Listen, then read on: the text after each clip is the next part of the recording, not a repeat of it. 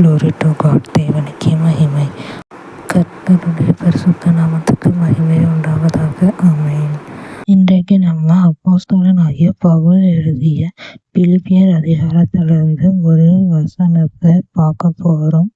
நீங்கள் என்னைக்காச்சும் லோவா ஃபீல் பண்ணியிருக்கீங்களா? நம்மளால எதுவுமே செய்ய முடியாதுன்னு நினச்சிருக்கீங்களா? இல்லை உங்களை யாராச்சும் இவனால் ஒன்றுமே பண்ண முடியாதுன்னு சொல்லி நிந்திச்சு பேசியிருக்காங்களா? அப்போது நீங்கள் மனசோர்வு அடையாமல் இந்த வசனத்தை நினச்சிக்கோங்க.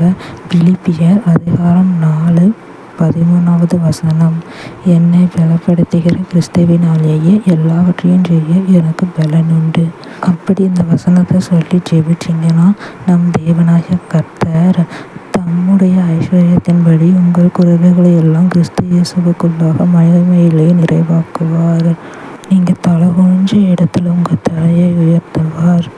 நீங்கள் மகிமை அடையும்படி செய்வார். அதனால் எப்போவுமே சோர்ந்து போகாதீங்க. தேவன் உங்கள்